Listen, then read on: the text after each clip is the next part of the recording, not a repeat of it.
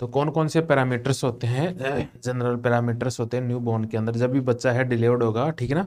तो उसके बाद के अंदर है अपन देखेंगे कि उसका जो नॉर्मल वेट कितना होता है, नॉर्मल हाइट कितनी होती है, इसका चेस्ट सरकमफ्रेंस कितना होता है, हेड सरकमफ्रेंस कितना होता है, एब्डोमेन वगैरह है, जेनिटल एरिया वगैरह है, उनका सबका अपन क्या करते हैं नॉर्मली है फिजिकल एग्जामिनेशन वगैरह करते हैं, ठीक है ना। जो जनरल पैरामीटर्स होते हैं न्यू बॉर्न के, ठीक है ना, उनके बारे के अंदर क्या कर लेते हैं अपन डिस्कस कर लेते हैं। तो यहाँ पे है पहला है वेट, वेट वजन।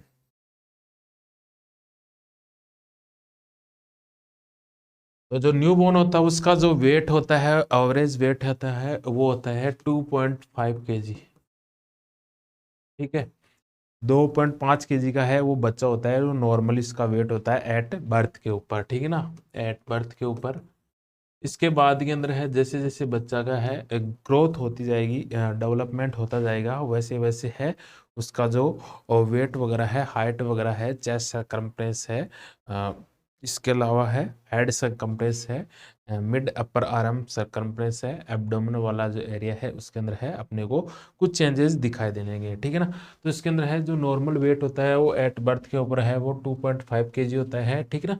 इसके बाद के अंदर नेक्स्ट क्वेश्चन पूछे जाते हैं कॉम्पिटिटिव एग्जाम के अंदर कि जो बच्चा है उसका जो वेट होता है वो डबल कब हो जाता है, ठीक है ना। तो वेट होता है वो डबल होता है 5 से 6 मंथ के ऊपर। 5 से 6 महीने का जब बच्चा होगा तब उसका जो वेट है वो जस्ट डबल हो जाएगा, मतलब है जो 2.5 किलो का जो बच्चा है जो पैदा हुआ था जन्म के समय, उसका जो वजन था वो 2.5 किलो था, अब वो है 5 से 6 महीने के ऊपर है, उसका जो वजन होगा वो 2 गुना हो जाएगा। अब नेक्स्ट क्वेश्चन पूछा जाता है कि इसके अंदर है 3 गुना कब हो जाता है, तो आपको आंसर करना है 1 ईयर के ऊपर। 1 साल का जब बच्चा होगा उस दौरान जो उसका जो वजन होगा वो 3 गुना हो जाएगा, 3x हो जाएगा, ठीक है ना। इसके बाद के अंदर है 4 गुना कब होगा, तब आपको आंसर करना है 2 साल की आयु के ऊपर है जो बच्चा है उसका जो वेट है वो 4 गुना हो जाता है, ठीक है ना। ऐसे है 10 गुना है वो कब होगा, तो आपको आंसर करना है 10 ईयर के ऊपर, ठीक है। तो जो बच्चा है जो 10 साल का जो बच्चा है तो उसका जो एवरेज अपन वेट देखें तो लगभग है 25 किलो है उसका वेट होता है, ठीक है ना। जो 2.5 किलो का होगा एट बर्थ के ऊपर उसका होगा, ठीक है। 3 किलो का होगा तो उसका लगभग है 30 kg के समथिंग उसका क्या होगा वेट होगा, ठीक है। तो ये है एज के साथ साथ है उसके वजन है उसके अंदर है इंक्रीजमेंट हो जाता है, उसके अंदर ग्रोथ होने लग जाती है, ठीक है ना। सेकंड जो इसका है वो होगा उसकी हाइट। तो बच्चे की जो हाइट होती है नॉर्मल हाइट होती है, नॉर्मल हाइट एट बर्थ, जन्म के समय है जो बच्चे की जो नॉर्मल हाइट होती है वो होती है 45 से लेकर 55 सेंटीमीटर। एवरेज देखे तो अपन है 50 सेंटीमीटर का है वो बच्चा होता है एट बर्थ के ऊपर, ठीक है। जन्म के समय जो बच्चा है उसकी हाइट है मतलब उसकी जो लंबाई है वो नॉर्मली कितनी होती है, तो यहाँ पे आंसर करना है आपको 50 सेंटीमीटर। और अगर एवरेज के अंदर देखें अपन, ठीक है ना, तो वो होती है 45 से 55 सेंटीमीटर, ठीक है। इसके बाद के अंदर है नेक्स्ट क्वेश्चन पूछा जाता है कि जो बच्चा है उसकी जो हाइट होती है वो डबल किस एज के ऊपर हो जाती है, ठीक ना। जब बच्चा है 4 साल का होता है तब उसकी जो हाइट है वो कैसे हो जाती है 2 गुना, ठीक है, डबल हो जाती है, मतलब 100 सेंटीमीटर का हो जाएगा वो कितने साल के ऊपर, 4 साल के ऊपर। अगर आप क्वेश्चन पूछे कि जो बच्चा है उसकी जो हाइट है वो 3 गुना कब होगी, ठीक है ना, 3x है वो कब होगी, तो आपको आंसर करना है 13 से 13.5 साल, ठीक है ना।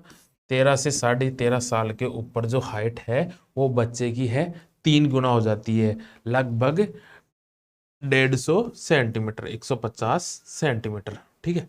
इसके बाद के अंदर है वेट है, वो हो गया, हाइट है वो हो गई, ठीक है ना। इसके बाद के अंदर अपन बात करते हैं हेड सरकमफ्रेंस। थर्ड आएगा हेड सरकमफ्रेंस,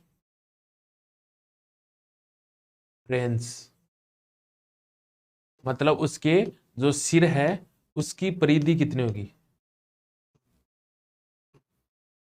जो उसका जो सिर है उसकी परिधि कितनी होगी, सरकमफ्रेंस का मतलब जो यहाँ से लेकर, ठीक है ना, टेम्पोरल रीजन से लेकर है ऑक्सीपिटल रीजन से होता हुआ टेम्पोरल रीजन से यहाँ पे फ्रंटल रीजन तक आ जाएगा, ठीक है ना, यहाँ पे जस्ट आईब्रो से ऊपर, ठीक है ना। ये उसका सरकमफ्रेंस है, वो हेड सरकमफ्रेंस है, वो एट बर्थ के ऊपर कितना होता है, तो वो होता है उस बच्चे का 33 से 35 सेंटीमीटर, ठीक है। इसके बाद के अंदर है उसका जो हेड है वो 1 साल के ऊपर कितना होगा। ये क्वेश्चन पूछा जाता है कि जो 1 साल का जो बच्चा है उसका हेड सरकमफ्रेंस कितना होता है, हेड जो सिर की जो परिधि है वो कितनी होती है, तो वो होती है 1 साल के ऊपर 45 सेंटीमीटर। 1 साल के ऊपर है वो कितनी हो जाएगा, हेड सरकमफ्रेंस 45 सेंटीमीटर, ठीक है। नेक्स्ट पैरामीटर होता है उसका चेस्ट सरकमफ्रेंस।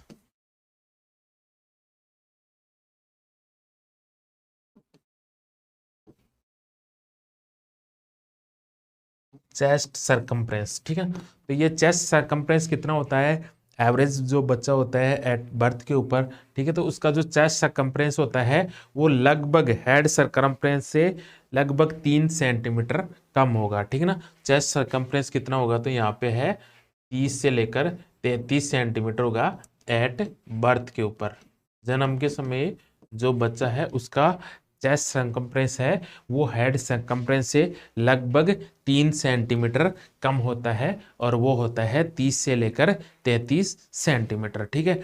अब क्वेश्चन आता है, नेक्स्ट क्वेश्चन आता है इसका कि जो चेस्ट और जो हेड है उन दोनों का सरकमफ्रेंस है वो इक्वल कब हो जाता है, तो वो होगा 1 ईयर के ऊपर।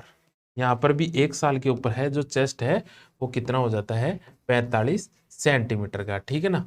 तो हेड और चेस्ट सरकमफ्रेंस दोनों इक्वल है, वो 45 सेंटीमीटर के हो जाएंगे 1 साल के ऊपर।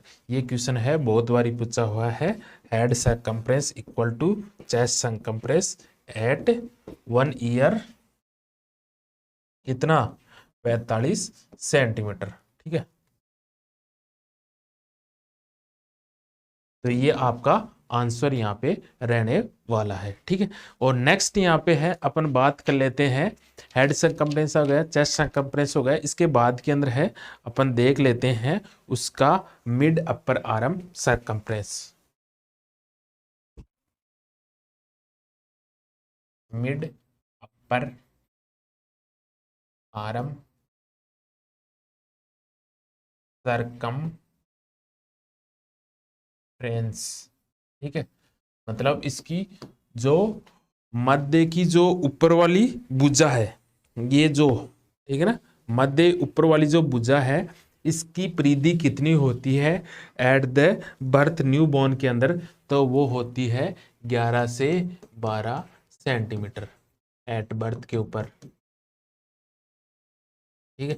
इसके बाद के अंदर ये कंटिन्यूस है, इसके अंदर क्या होता है ग्रोथ एंड डेवलपमेंट होता रहता है। और अडल्ट की पूछे कि अडल्ट के अंदर कितनी होती है, अडल्ट के अंदर ये होती है 20 से 22 सेंटीमीटर। और बच्चे के अंदर होती है न्यू बॉर्न के अंदर कितनी होती है, न्यू बॉर्न मतलब बच्चे के अंदर होती है ये 11 से 12 सेंटीमीटर, ठीक है ना। इसके बाद के अंदर है नेक्स्ट पैरामीटर आता है, वो आता है जो अपन चेक करते हैं उसके अंदर है उस बच्चे के अंदर है वाइटल साइन वगैरह है वो चेक करते हैं अपन, ठीक है ना। तो इसके अंदर है बच्चे के अंदर अपने को क्या देखने हैं, वाइटल साइन। तो नेक्स्ट हेडिंग डालो vital sign in new born, new born, ठीक।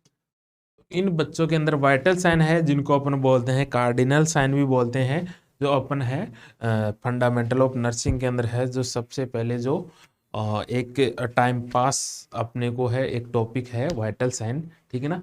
तो वो है अपने को फंडामेंटल से लेकर लास्ट तक है, जो ओबीजी के अंदर भी आप वाइटल साइन है उस फीमेल के आप चेक करते रहते हो, ठीक है। फर्स्ट ईयर से फोर्थ ईयर तक ये वाइटल साइन है वो चलते रहते हैं, ठीक है। ऐसे अपने को न्यू बॉर्न के अंदर भी वाइटल साइन है वो चेक करने होते हैं, ठीक है। तो वाइटल साइन कितने होते हैं? वाइटल साइन होते हैं अपने 5। टोटल कितने होते हैं? 5 वाइटल साइन। जैविक चिन्ह कितने होते हैं? 5 होते हैं, ठीक है ना। जो आपने पढ़े होंगे, टेम्परेचर, तापमान, दूसरा है पल्स मतलब नाड़ी, हार्ट रेट इसको बोलते हैं आप, हार्ट रेट। तीसरा है रेस्पिरेशन मतलब श्वसन, श्वसन दर। और चौथा है ब्लड प्रेशर, ब्लड प्रेशर रक्त चाप। और फिफ्थ वो जो वाइटल साइन होता है वो होता है पेन। जो नॉर्मल पर्सन होता है उसके अंदर जो फिफ्थ वाइटल साइन होता है वो होता है पेन। और जो ट्रॉमा का जो केसेज होता है उसके अंदर जो फिफ्थ वाइटल साइन है वो चेक करते हैं पिपिलरी रिस्पॉन्स। तो यहाँ पे है अपने को है इस बच्चे के अंदर है केवल 4 वाइटल साइन अपने को चेक करने होते हैं, टेम्परेचर, पल्स, रेस्पिरेशन और ब्लड प्रेशर, ठीक है ना। तो इसका जो नॉर्मल जो तापमान होता है बच्चे का वो होता है 36.4 से लेकर 37.5 डिग्री सेंटीग्रेड, ठीक है ना। और पल्स कितनी होती है? इन बच्चों के अंदर जो पल्स है होती है वो थोड़ी सी ज़्यादा होती है, ठीक है ना। और वो पल्स कितनी होगी? वो होगी 110 से लेकर 160 बीट पर मिनट। ये क्या होती है? उनकी हार्ट रेट या पल्स बोलते हैं, नाड़ी बोलते हैं। उन बच्चों की है ज़्यादा होता है हार्ट रेट 110 से 160 बीट पर मिनट। रेस्पिरेशन की बात करें, श्वसन दर की बात करें, तो इन बच्चों के अंदर जो रेस्पिरेशन होता है वो होता है 30 से लेकर 60 breath breath per minute. Average देखे तो अपन 40 ब्रीथ पर मिनट, ठीक है। और इनके अंदर है ब्लड प्रेशर है वो थोड़ा सा कम रहता है कंपेयर टू अडल्ट के, ठीक है ना। इन बच्चों के अंदर है जो नॉर्मल ब्लड प्रेशर है वो रहेगा 75 से 80, ये सिस्टोलिक, और डायस्टोलिक रहेगा 40 से 45 mmHg। आरए के अंदर जो स्पेगनोमेनोमीटर है उसकी सहायता से अपन क्या करते हैं? ब्लड प्रेशर को मीजर करते हैं। तो बच्चों के अंदर है वाइटल साइन है वो 4 वाइटल साइन अपन चेक करेंगे। पहला है टेम्परेचर है, दूसरा पल्स, तीसरा है रेस्पिरेशन और चौथा है ब्लड प्रेशर। तो यहाँ पे है नॉर्मल जो टेम्परेचर होता है वो बच्चों के अंदर कितना होता है? 36.4 से लेकर 37.5 डिग्री सेंटीग्रेड, ठीक है ना। इसके बाद के अंदर पल्स है वो थोड़ी सी ज़्यादा रहती है, ठीक है ना। इसके अंदर है जो पल्स होती है वो 110 से 160 बीट पर मिनट होती है। और रेस्पिरेशन है, श्वसन दर है वो कितनी होती है? 30 से लेकर 60 ब्रीथ पर मिनट। एवरेज देखे तो अपन 40 ब्रीथ पर मिनट होती है। और ब्लड प्रेशर इन बच्चों के अंदर होता है, न्यू बॉर्न के अंदर होता है वो थोड़ा सा कम होता है। और वो कितना होता है?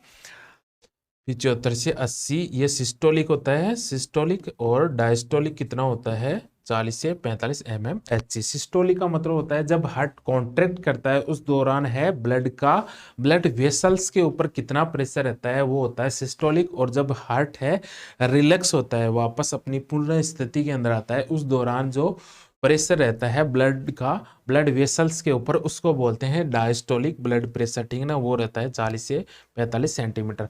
फिर एज के साथ साथ क्या होगा? ये टेम्परेचर होता है उसके अंदर कोई भी डिफरेंस नहीं आता है। जो अडल्ट का है टेम्परेचर वो 37 डिग्री सेंटीग्रेड ही होता है, ठीक है ना। लेकिन जो पल्स रेट जो ज़्यादा तेज चल रही थी बच्चों के अंदर, ठीक है ना, जैसे जैसे उसकी जो बॉडी की ग्रोथ एंड डेवलपमेंट होगी ये पल्स रेट है ये क्या होगी? थोड़ी सी कम आएगी, ठीक है। धीरे धीरे जैसे जैसे एज बढ़ेगी वैसे वैसे कम होती जाएगी। और ये लास्ट के अंदर कितनी हो जाती है, अडल्ट के अंदर हो जाती है ये 60 से लेकर 100 बीट पर मिनट, ठीक है, अडल्ट के अंदर होगी। और बच्चों के अंदर कितनी होगी, 110 से 160 बीट पर मिनट। फिर ये न्यू बॉर्न की है, ठीक है ना। फिर इन्फेंट के अंदर थोड़ी सी कम होगी, प्री स्कूलर के अंदर थोड़ी सी कम होगी, और स्कूल एज के अंदर और भी कम होगी, ठीक है ना। ऐसे क्या होगा, ये चलता रहेगा, ठीक है।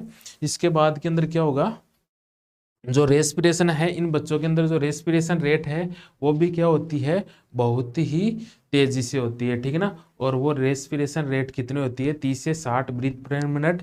और अपने जो अडल्ट है उसके अंदर जो रेस्पिरेशन रेट है वो कितनी होती है, वो होती है 12 से 20 ब्रीथ पर मिनट, ठीक है ना। ये क्या होती है, अडल्ट की रेस्पिरेशन रेट। और ब्लड प्रेशर है वो उन बच्चों के अंदर कितना होगा, सिस्टोलिक होगा वो एवरेज होगा 80, और डायस्टोलिक कितना होगा 40 mmHg, ठीक है ना। और अडल्ट के अंदर कितना होता है 120/80 mmHg। ये ब्लड प्रेशर क्या होते हैं, अपन मेजर करते हैं। तो इसी के साथ के अंदर है ये टॉपिक है, ये अपना है वो क्या होता है, कंप्लीट होता है। जो नॉर्मल पैरामीटर्स वगैरह हैं वो देख लेते हैं अपन न्यू बॉर्न्स के अंदर। तो इसके अंदर है जो नॉर्मल जो वेट होता है वो बच्चे का वो कितना होता है, 2.5 kg होता है, ठीक है ना। और 2 गुना कब होगा, 5 से 6 साल के ऊपर, सॉरी 5 से 6 महीने के ऊपर, ठीक है ना। 3 गुना कब होगा, 1 साल के ऊपर, ठीक है ना।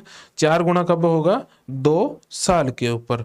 और 5 गुना कब होगा, 3 साल के ऊपर, ठीक है।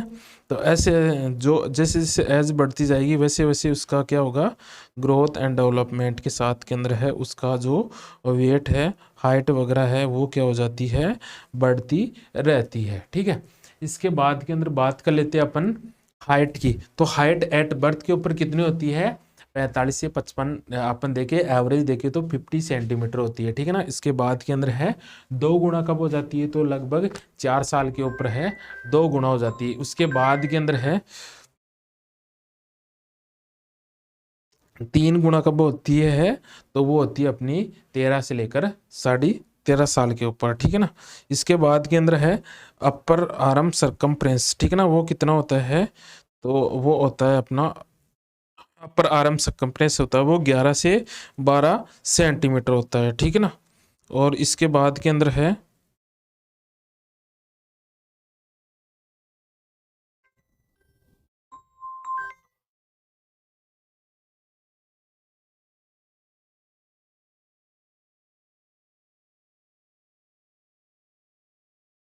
नेक्स्ट बात कर लेते हैं अपन कि जो बच्चों के अंदर है वाइटल साइन है वो अपन है टेम्परेचर देखते हैं, पल्स देखते हैं, रेस्पिरेशन देखते हैं, इसके अलावा ब्लड प्रेशर देखते हैं। तो नॉर्मल टेम्परेचर बच्चों के अंदर कितना होता है, 36.4 से लेकर 37.5 डिग्री सेंटीग्रेड के अंदर। और पल्स कितनी होती है, हार्ट रेट होता है 110 से 160 बीट पर मिनट, ठीक है ना। इसके अलावा है रेस्पिरेशन बच्चों के अंदर कितना होता है, 100 से अंदर 30 से 40 ब्रीथ पर मिनट, ठीक है ना। इसके अलावा है ब्लड प्रेशर कितना होता है, रक्तचाप कितना होता है 75 से 80 सिस्टोलिक, और डायस्टोलिक है 40 से 45 mmHg, ठीक है ना।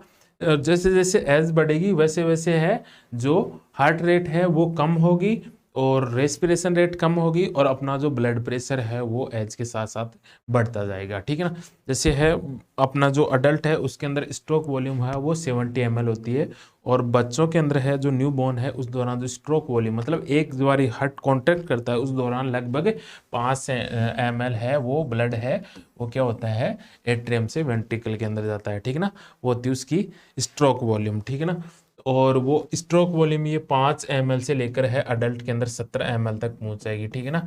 तो जैसे जैसे इसके स्ट्रोक वॉल्यूम बढ़ेगी वैसे वैसे अपनी जो हार्ट रेट है वो कैसी रहेगी, धीरे धीरे कम होती जाएगी, ठीक है ना। अडल्ट के अंदर वो 60 से लेकर 100 बीट पर मिनट रह जाएगी हार्ट रेट, ठीक है ना।